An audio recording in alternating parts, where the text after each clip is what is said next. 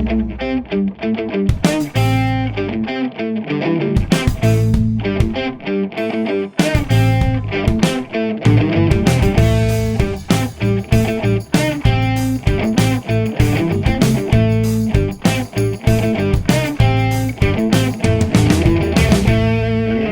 today's episode of Slick Talk, we have a very special guest, Michael Thomas, a senior lubricant technical agent for Shell Lubricants, working out of the Shell Technical Center in Houston. Michael, thank you so much for joining me today. Hey, we're glad to be here, Joe. So for all the listeners, Michael and I's paths crossed recently, and being two folks that talk about oil all day long, we found we have a lot in common as far as what comes across our desk on a daily basis. How we help customers with their vehicle maintenance, etc. So we figured, why not sit down, record a podcast together? So here we are. And Michael, I just want to jump right in. Working with Shell on the help desk means I'm sure you have a wealth of experience relating to Shell products, not the least of which names like Pennzoil, Quaker State, etc. And we'll delve into that. But if it's all right with you, I'd like to work backwards through your bio a little bit, just to give the listeners more info about you and how you've grown in the business over the years. Yes. Hey, let me explain. I've been around in this company a long time, well over 30 years. But I started off, as we would say back in my younger days, automotive school, college. We're talking certified technician.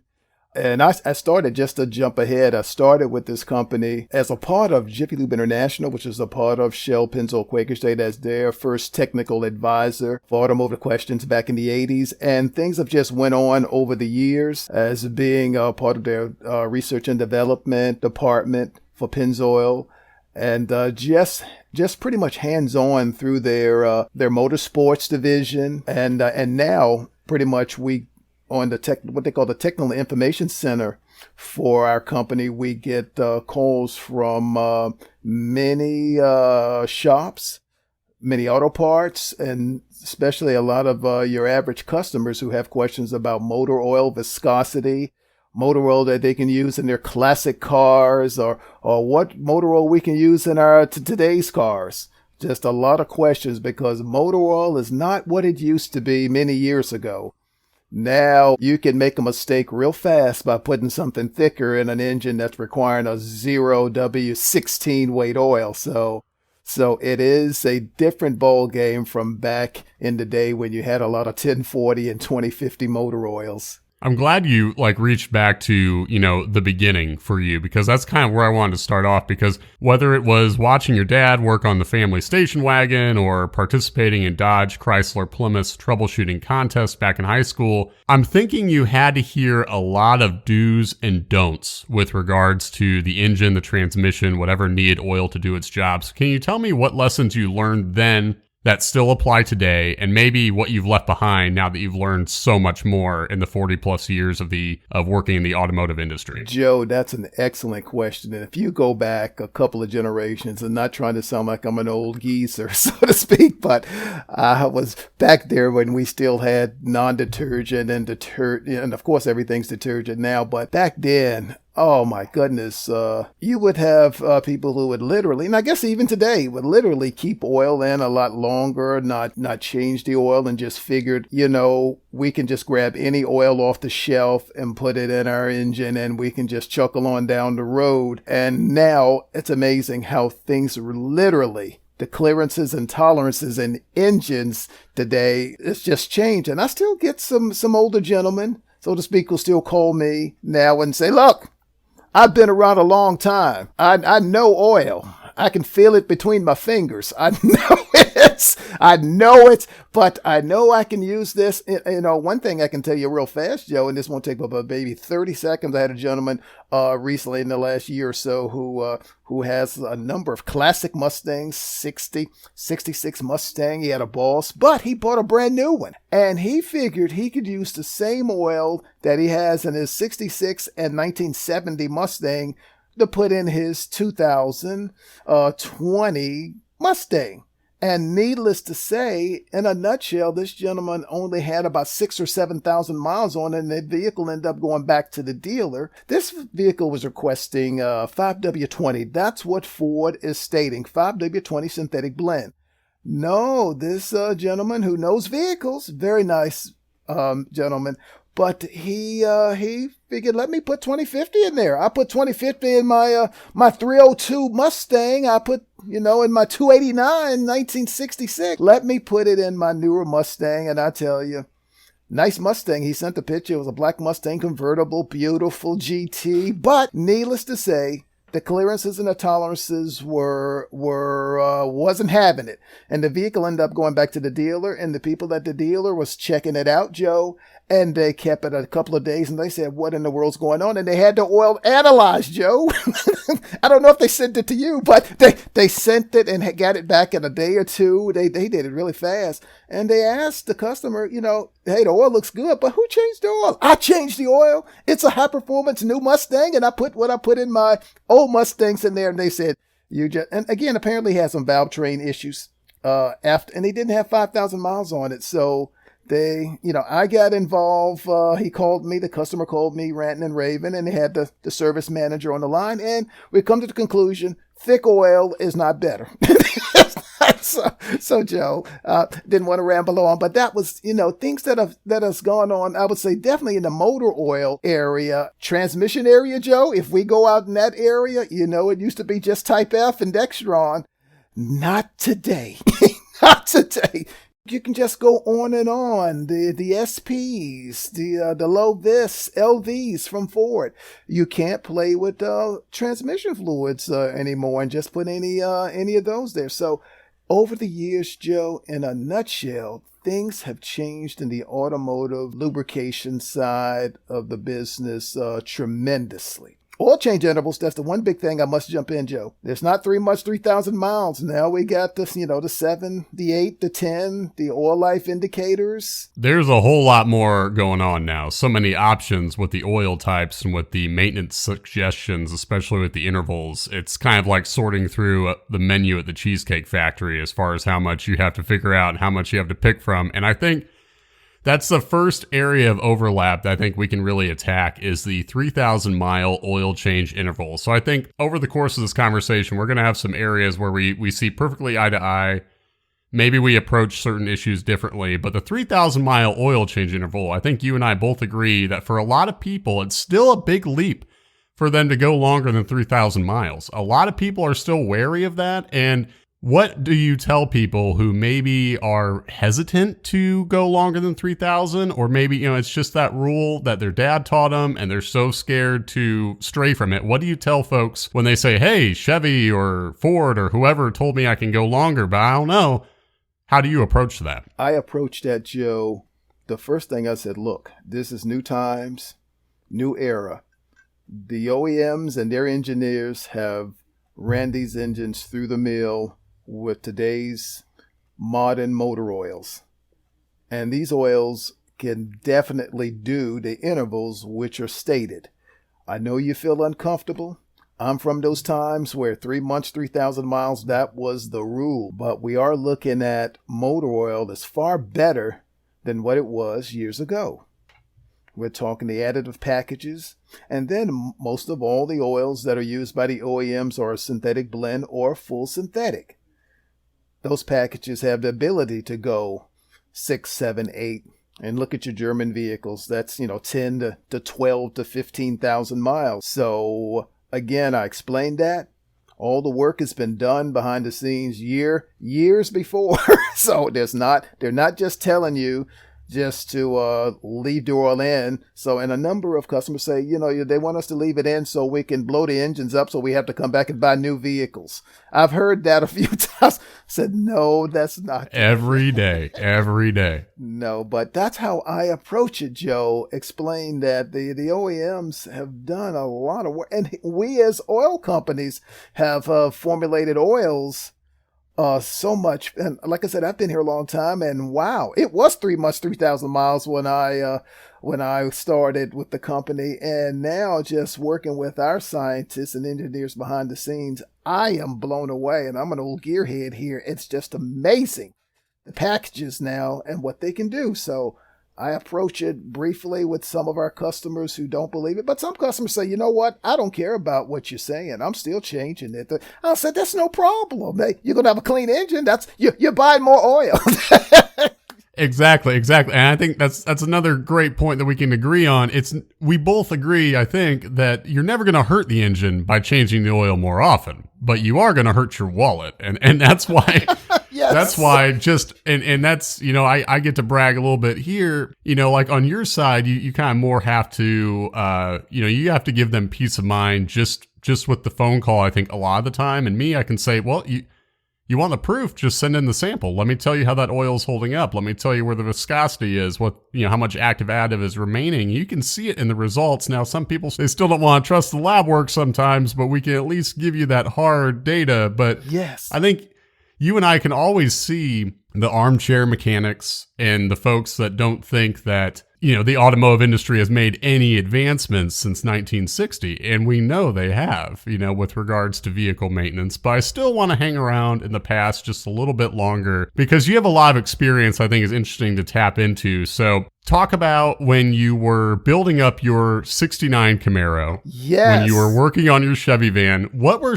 you had to have some problems that you had to solve on your own. I'm sure your schooling helped you out, but any problems with any sort of lube system, the engine, the transmission, a diff, were there any issues you had to just kind of bear down and figure it out and get those vehicles running? Joe, thank you for asking me that, and I will try not to elaborate for 5 hours on that because we're going back down memory lane. Yes, I am definitely back. Being in an automotive high school that I went to, we had a lot of, we're talking speed happy fellas. we loved the Hot Rod magazine and car craft. We thank goodness the area I grew up in, what they call Virginia Beach, Virginia. We had a local drag strip where we didn't have to hang out on the street. It was fun to flex muscle on the street, but we did have a local drag strip. So my 69 Camaro, which was my first car, had a 350 engine in it, and the first thing I did was the motor oil that I was using in that was a 1040. Then I bumped it up to a 2050 because I wanted, again, just us gearheads was thinking a 50 weight motor oil will definitely be a little better lubrication going down that quarter mile. And one thing that we weren't oil guys. We were just guys who were trying to eke out more performance. And synthetic wasn't even a thought in our minds because we couldn't afford that. but running down the track with a 20W50 motor oil, a couple of runs, and then we would go to our little pit area, me and my buddy, and to look at the motor oil. And we had our cans of oils back then, and I just used to wonder, how's the oil? And again, I didn't understand this. I knew 50 weight was thick, but I didn't understand when I was pouring it out. That oil looked so much thin and black. And again, we were saying, geez, it thinned out. And that's why we weren't chemists. We were just nuts. but that's one thing that I couldn't fathom, but I just let that go. We saw the oil was black after 2 or 3 runs. Oil was cheap at 60 cents a can for that, and that was high then. So that's one thing we looked at and thought that was troubling us, the darkness and the thinness. But again, that's the way oil would get thinner in the appearance, but chemically, that 50 weight was lubricating between the cam and all the good parts there. So that worried us. That one thing, but we just let it go. I didn't, thank goodness, have any issues when it came to lubrication at all. Carburation, that's a whole nother story with a big double pumper Harley carburetor on there. You could smell gasoline. I can almost smell it now mentally. It was, you just smell gasoline constantly. That was just it. So, but that, that's one of the memories, Joe, that I remember when it came to the motor oil area. I can get into the transmission area with a turbo 350 transmission, and we thought we were doing something, draining the Dextron, which GM's oil, and putting in a Type F for a more crisp, if we're talking Ford's Type F, which is definitely a different formulation with no friction modifiers, but we looked at the fact, okay, it's going to shift harder and quicker. But the thing is, it was like a kick in the pants every time that shifted with a Type F in a turbo hydromatic 350 transmission. But, when you're young, you listen to all the other old drag racer guys that was there, and the older guys, and, here I am, 16, 17, listening. So that was some of the things. Rear axle, no problem there. Just run 80W90 GL5 and a 12-bolt rear end from GM, and that was way to go. I did break the drive shaft off one time. That was kind of embarrassing, but it's just wonderful days. The van, like you mentioned, oh man, I was just, again, the good thing about it is being in a technical high school that got me started into all the auto body and the structure and the painting, and I got to tell you, I was getting into anything that was affiliated with automobiles. I was there, and it didn't just start there. I think, Joe, all I can tell you, I still have my 1966 Hot Rod magazine, the first one I have, with wow. with Hemi under glass, the Barracuda that did wheel stand. I happened to meet the fellow who drove that 2 years ago at SEMA. I was in awe. That's all I can say. Yeah. I was starstruck. Yeah, that's not a bad way to get inspired. But you were talking earlier just a little bit about how you would make maintenance calls, like, the oil would appear too thin or too dark, or maybe it would smell, richly of fuel. That just rings such a bell with me, because half the time I'm looking at samples where people sent them in because, oh, this oil, it just looks so dark that something has to be wrong, or, oh, it smells richly of fuel. And I think that you and I might agree here. Yes, those things can coincide with a problem, but it's not a surefire indicator of a problem. It may look a little darker than usual. It may smell a little bit of fuel, but you have to go beyond that. And I think it's rare that I've seen, a problem that registered just off of that alone. You know what I mean? So like, it's still today, I think I'm sure you field calls where people are still using these kind of sensory indicators as evidence of a problem. So maybe take me down a couple instances where folks are maybe still calling you with those same types of concerns. What do you tell them? Are you telling them other steps to take? All right, well, you're telling me the oil's too dark. Well, how about this? How about this? Where do you go from there when people bring these things up? Well, Joe, and you're one of the people we point to when we get those calls. You haven't oil analyzed, because that is the sure way. Yes, I do have people call sometimes and say, look, my oil looks a little green. I said, what? I said, what? I said, green? Well, it's got a green tint to it. I said, well, that's unusual. I said, it's not. He said, I'm thinking it's antifreeze. Well, usually in most cases, antifreeze, Joe, which you probably know, should be a little milky. We're talking about a blown head gasket or something. But, we have those questions. And again, I'm not a chemist, and I question them on how's the vehicle running. Is it, because in some cases, blown head gasket, it's not going to run too well. So when I get those questions, and I do have guys who said, look, I know motor oil, it doesn't look good. Even when we have guys called with not just the old motor oil, who will call up with the new motor oil and said, look, this looks like it's lighter than Crisco oil. Something's wrong. Additives are gone. I said, no, it's just different. Motor oil may not be that dark, amber color now. It's not the same. So what we do constantly, and I don't hesitate, Joe, I mention your company, and of course there's one or two out there. I said, this is the way to go. If you want to, and if you don't feel comfortable with the oil, the new oil, or if you think it's something wrong with the old oil, just simply give these gentlemen a call. The bottom line, and I must say, the chemists there at Oil Analysis Labs, that's it. Even our people at our labs, they do testing of oil as well. And hey, the buck stops there to find out if there is excess, moisture. That's where we go. We go right there. We don't even just dilly-dally around, because we know an analysis can find out everything.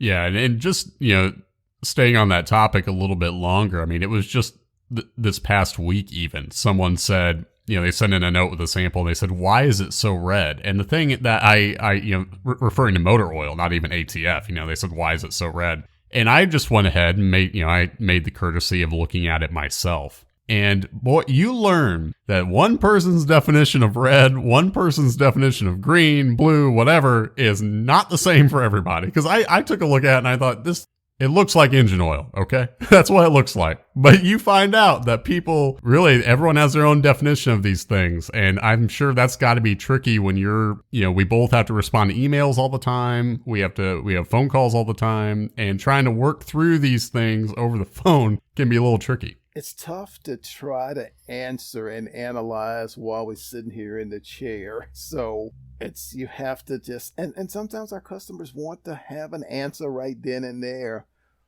We can talk about it, but other things have to be done. So. Absolutely. And I think, between your experience working with Jiffy Lube and working with Shell now, the questions that you have really overlap with a lot of the questions I get, but you sent some along because we both want to, mix and match some of these frequently asked questions. And we do have answers to these. So they're not all tough questions where we have to, have folks wait around for another answer. We can provide some answers to these. And I want to break down a few of the questions that you field on a regular basis. So first one that caught my eye, because we get this one all the time too. You mentioned that folks will often ask, is it all right to mix conventional motor oil with synthetic? I'm interested to hear what your perspective is on that. Okay, good question. Yes, we get that all the time. First of all, I tell our customers, okay, it's not going to hurt. It's not going to be like water and oil, so it can be mixed. We do all motor oil companies now do make a synthetic blend where they do chemically blend full synthetic and conventional. So that's no problem there. So we tend to say, if push come to shove, no problem, go ahead. But we would prefer you not to, because our synthetic blends oils are chemically blended in our refinery. It's tested and looked at perfectly. But getting back to, if you do blend it, it's not going to hurt any. I mean, not blend it. If you're going to mix it, it's not going to be detrimental to your end. Especially if you're in this instance where, maybe you have a 6-quart sump, you have 5 quarts of one, and you just need to complete the oil change. So you throw in a quart of, it's really not the nightmare scenario that I think a lot of people envision, right? Exactly. I don't scare them and say, don't you dare. No, if you do it, you do it. It's not gonna hurt you. And another area that I'm excited to jump into is oil additives, because boy, this is right up our alley. It's interesting how we literally have the exact same worded questions sent to both of us. So what's your perspective on oil additives? Do you advise them? Or are you like, oh, well, you should use this if you have this particular engine, if you're doing this particular kind of use? Like what goes into your recommendations when it comes to oil additives? Thank you, Joe. I'm going to answer maybe 2 or 3 of those. Now, going straight to the aftermarket oil additives, we'd say, look, we're in the oil business. We make a lot of oil. We blend it. We formulate it. Our oil doesn't need any help. We don't need an aftermarket package that may disturb our package. I know what they say on the bottles, and they say, hey, it's going to do this, and we got a good product. We don't need another product coming in there and disturbing our balance and all the work we have done. So we prefer you not to use an aftermarket additive in there, even though they say they can boost it better than the actual product you have. But no, we don't want that in our oil. Then the next thing, and then we might get to this, people say, well, what about the extra zinc and all that? And that's what we're getting to, our classic cars with flat tapped cams. And I don't promote it, but I do know our older engines with today's motor oils with their zinc, that's lowered down to 800 parts per million. Our older classic cars definitely need a lot more than 800 parts per million. So I tend to say, if you can, grab one of the bottles and do call the technical hotline that they have on the back and question them on this and the package and how much they should put in to their 1040s or 2050s that they have in their classic flat tappet engines, and then go with that. Just get all the information you can and don't be messing around. So that I do promote, because we have to take care of our older engines with the higher package. Yeah, we have a similar train of thought here, in regards to oil additives at large, because we find, similar to what you were saying earlier, the oil has all you need. There's a lot that goes into these products. There's a lot of time spent. There's a lot of money spent in the research and the production process. And from our perspective, if there was one secret additive that just saved engines' lives, kept them running forever and ever, I think the oil companies would know about it. And I think they would probably put it in their oil, right? I mean, if you better believe it. That's right, Joe. So we're all on the same track when it comes to that. So yes, I'm sure you get the high zinc questions from time to time as well. Yes, and from our perspective, when folks want to find a product with a higher zinc content, when they want to boost that zinc level with ZDDP, we never tell folks not to do it, in the sense that we don't find it hurts putting more zinc in there. So if that's your comfort level, if that is what you want to do, we have no reason to tell folks, hey, don't do that. It's not a situation where, you're going to find some catastrophic issue just because someone went ahead and put more zinc in there. So yeah, we're fine with that. But yeah, it's, you talk about questions that we get on a regular basis. Oils with a high zinc content, that's definitely among them for sure. And just because we recently covered it on a show not that long ago, high mileage motor oil, we just got questions on this on our last podcast. So what can you tell me is your take on high mileage motor oil and the value of it? Very good. Well, one quick story, won't take but a second. I started, I had an old back in the mid 90s when our company Pennzoil started developing a high mileage motor oil, and I know I started using it, a little bit of it just in my car that was consuming. It was an old BMW, but yes, it worked wonders, because I used to drive that vehicle back and forth from Houston to Virginia Beach constantly, and I knew the consumption on that, and it worked very well. Definitely took care of.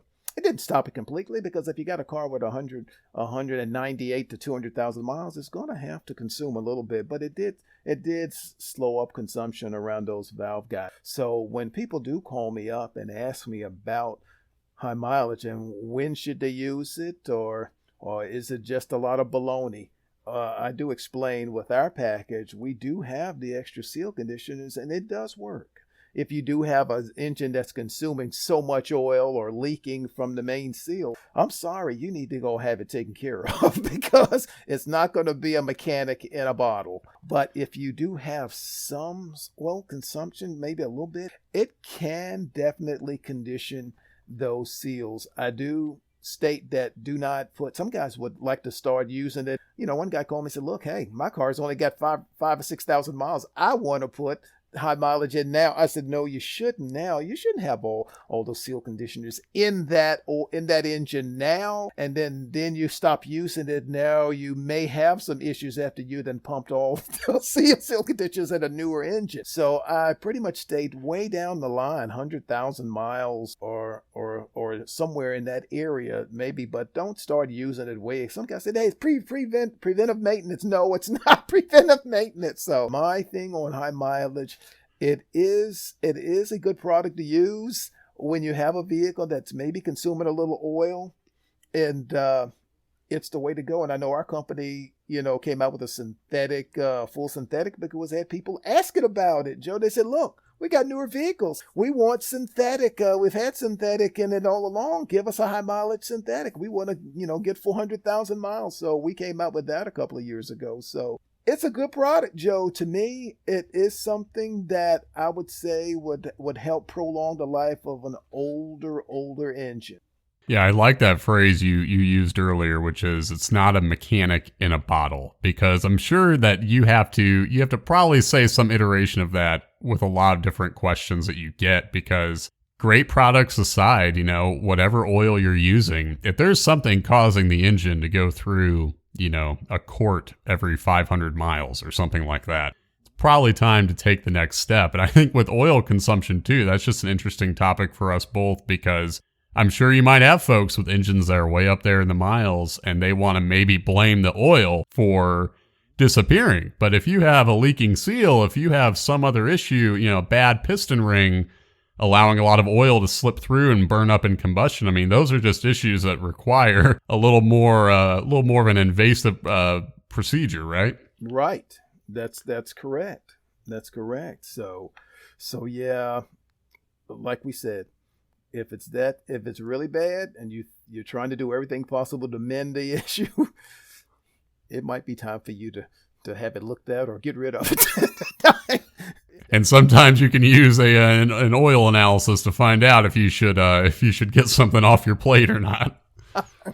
Yes, I tell you. So you've had a lot of cars over the years, and one of them caught my eye in that it's a car that we see so often, and that's the BMW M5. And I kind of want to go into your ownership history of it, the maintenance, and of course, did you ever have the dreaded bearing concern? Didn't, Joe. And that's the car I put so many miles driving back and forth from Virginia to Houston and back and forth. And I did not. People had issues with I never did.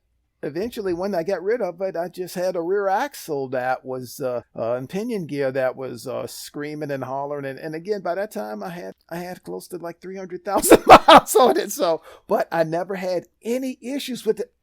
With that, none whatsoever. Just it was consuming oil, and of course BMW just state in their manuals if you're on the highway anyhow and doing not high speed, but it will be known to use up oil, and boy, it did. But when in those times when I didn't drive back and forth, it was my daily driver here around Houston, Texas. But yeah, never had that issue.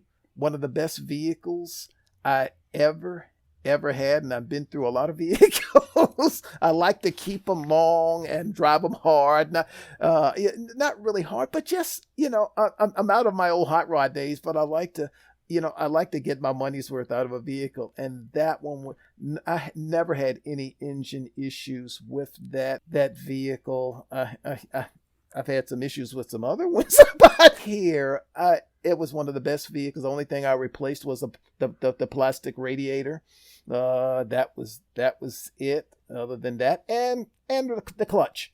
I replaced the clutch and pressure plate because it was a 5-speed. Love the shifting in that. A good car enthusiast man would love to have the shifting in their sedan. But I tell you one thing, Joe, just briefly. When I got that, nobody wanted it. I'm serious. Nobody. I got it used and traded in a 325 IS, and but the vehicle, a lot of people did not drive manuals, was taught how to drive manual transmissions, and this one sat on the lot. Somebody brought it back. They said the wife can't shift, don't want to shift.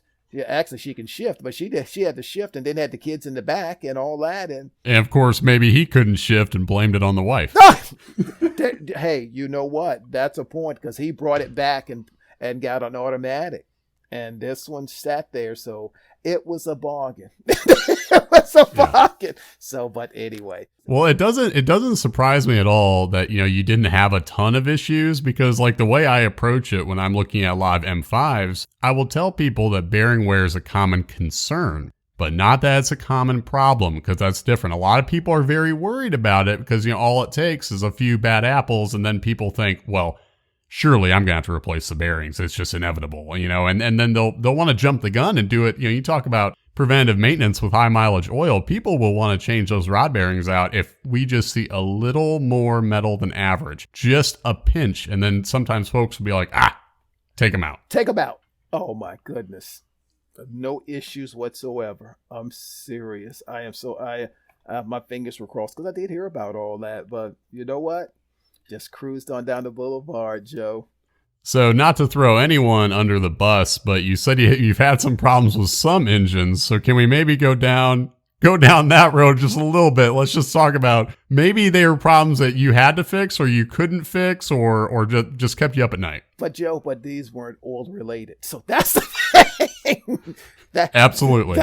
We're talking and like the last one I just got rid of. I'm finished, and I've been through BMWs and Porsches and all that. But the last one I did go through was the injectors in my 335i with the twin turbos, and injector went out. I'm there cruising. Next thing you know, it was almost like boom. Just, it's amazing. One injector go out, stops. It didn't really stop the car, but you're talking about it went down from like 30, I would say 40 miles an hour to 5 miles an hour quickly. Excuse me. So, again, each injector has a little small computer where it has to be reprogrammed. I like to do a lot of my work on my vehicles. I just pull it into Michael's garage here in the house and do my thing. And I first, got a hold of my buddy at the BMW dealership to say, he said, yeah, we already know, with the miles you have on that, because this was a 10-year-old, 11-year-old. So they bring it on down. We already know roughly is the cost. The cost, Joe, in a nutshell, the one needed to be really replaced. They said we need to just replace all of them at $6,000. So I said, Bobby, my service guy I know down there, I said I will simply just bring it over here. And again, everything's about labor, because you can get the injector, online.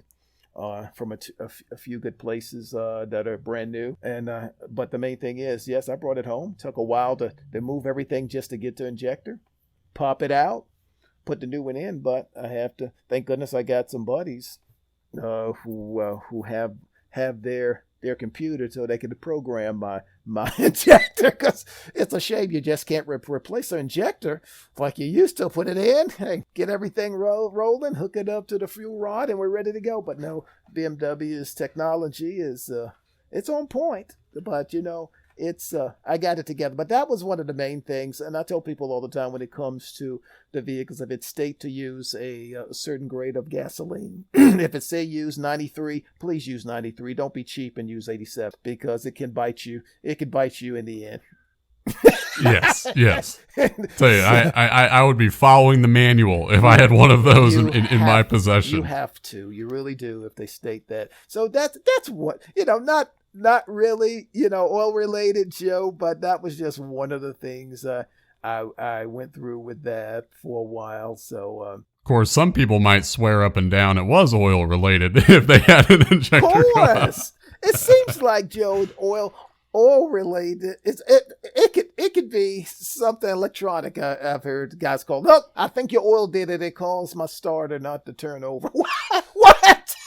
I had an oil change done, but I can't start it. I think your oil done something. Not everybody knows about cars, so they would think the first thing was I had my oil change done, and your oil could have done something. So I think a good question too, just to wrap us up, a question that we both are going to have our own sort of perspective on. Probably would it be fair to say the most common question you get is, when should I change the oil? Is that the most common one? That would be, I would say, the most, if you think about it. When shall I change it?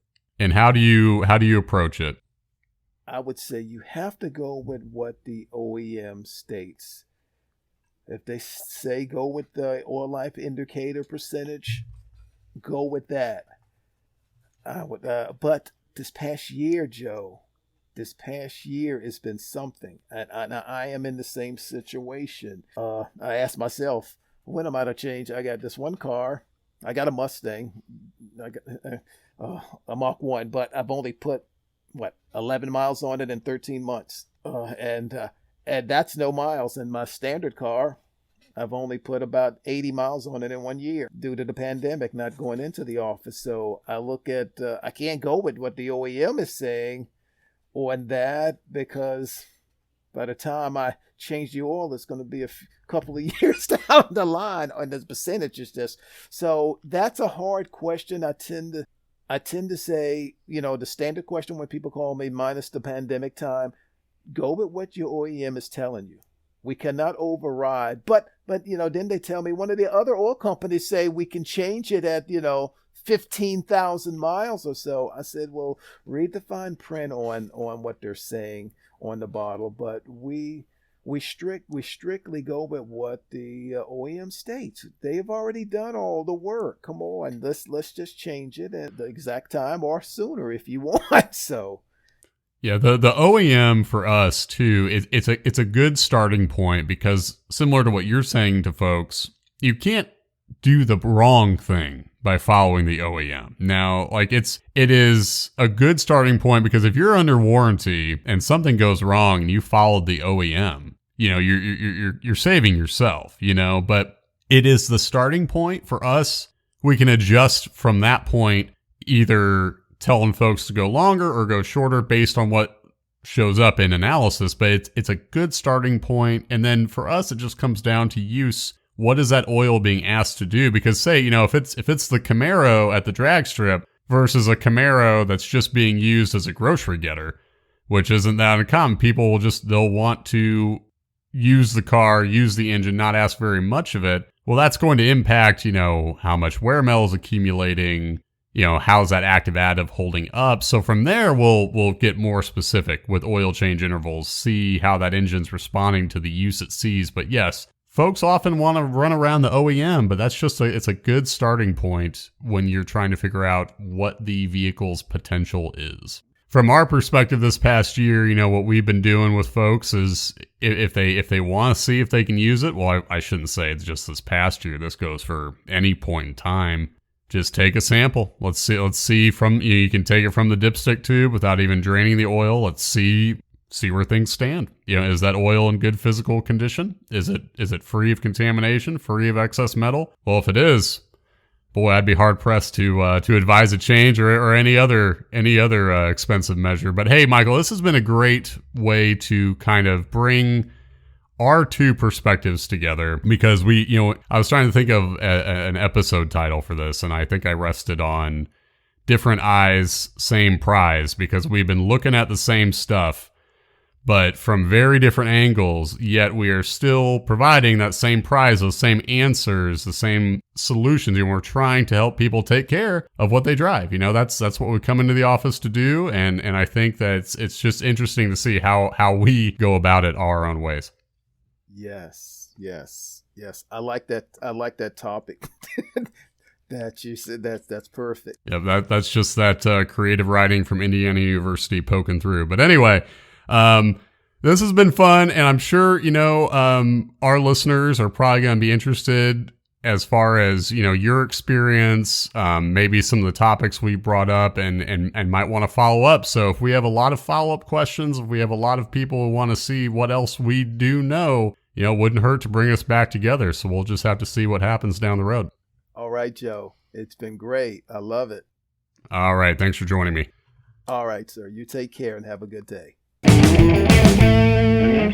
All right, Slick Talk fans, thank you so much in joining me for that chat with Michael. If you liked what you heard, please don't forget to rate, review, and subscribe. Also, if you think you would be an ideal collaborator for an upcoming episode of Slick Talk, please don't hesitate to reach out on any of our social media outlets. We'd love to hear from you. This is Blackstone Joe, signing off.